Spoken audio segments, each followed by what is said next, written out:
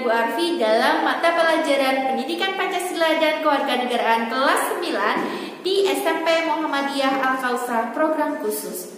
Hari ini kita akan belajar tentang persatuan dan keragaman masyarakat Indonesia.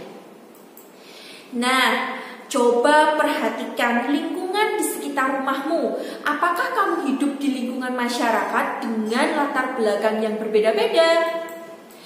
Nah, keragaman bangsa Indonesia mengisyaratkan adanya suatu persatuan dari perbedaan. Persatuan ini menjadi hal yang sangat penting bagi bangsa Indonesia dan tidak dapat diubah oleh siapapun. Keragaman ini bisa keragaman suku, keragaman ras, keragaman agama, keragaman budaya, dan lain sebagainya. Nah, untuk mewujudkan persatuan dalam keberagaman, maka diperlukan sejumlah prinsip.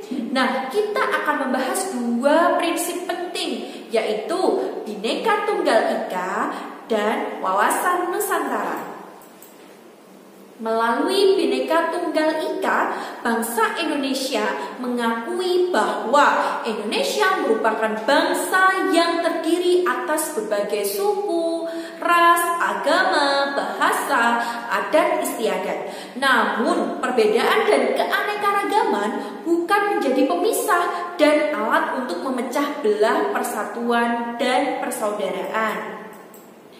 Di sini, kemudian wawasan Nusantara berfungsi sebagai wawasan nasional. Wawasan nasional bangsa Indonesia merupakan ajaran yang diyakini kebenarannya oleh seluruh rakyat agar tidak terjadi penyesatan dan penyimpangan dalam upaya mencapai dan mewujudkan cita-cita dan tujuan nasional bangsa Indonesia. Nah, hari ini kemudian kita akan belajar tentang secara umum wawasan Nusantara, berarti cara pandang suatu bangsa tentang diri dan lingkungannya yang dijabarkan dari dasar falsafah dan sejarah bangsa sesuai dengan kondisi geografi negaranya untuk mencapai cita-cita nasionalnya. Dalam wawasan Nusantara ini terdapat 4 konsep yang mencakup persatuan dan kesatuan, yaitu yang pertama di bidang politik, ekonomi, sosial, dan budaya, kemudian pertahanan dan keamanan. Nah, permasalahan apa yang terjadi dalam keragaman masyarakat Indonesia? Permasalahan yang terjadi ini kita bisa lihat kondisi bangsa Indonesia. Telah kita ketahui bersama bahwa Indonesia merupakan negara kepulauan yang sebagian besar wilayahnya dihuni oleh berbagai etnis dengan adat istiadat yang berbeda-beda. Nah, perbedaan yang ada di Indonesia mencakup berbagai bidang. Tidak hanya dapat dilihat dari perbedaan secara fisik, tapi juga mencakup perbedaan suku bangsa, agama, kepercayaannya juga.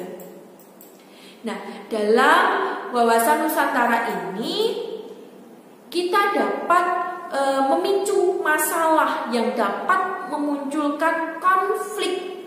Nah, konflik di sini artinya adalah percekcokan, perselisihan, ataupun pertentangan.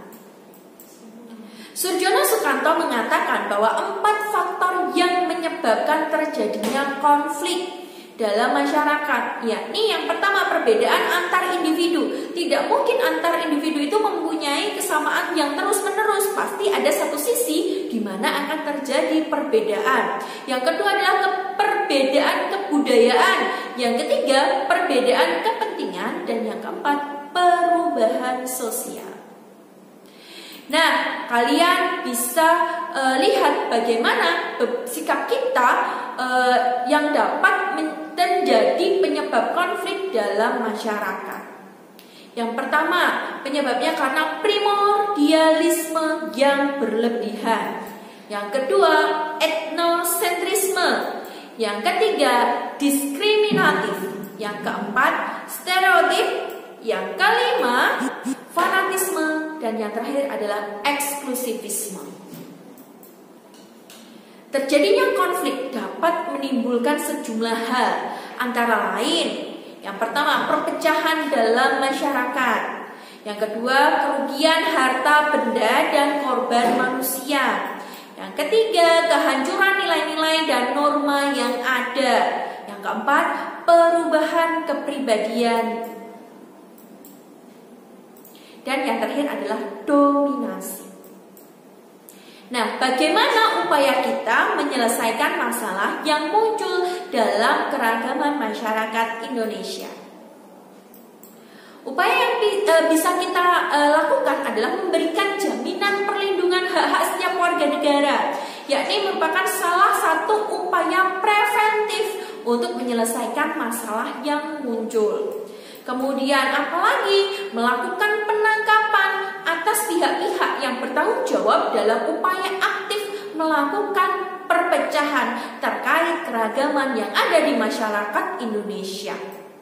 Kemudian melalui sikap ramah, bersahabat, berpikir positif, dan saling membantu sesama, ini merupakan salah satu juga upaya preventif untuk menyelesaikan masalah yang muncul dalam keberagaman masyarakat.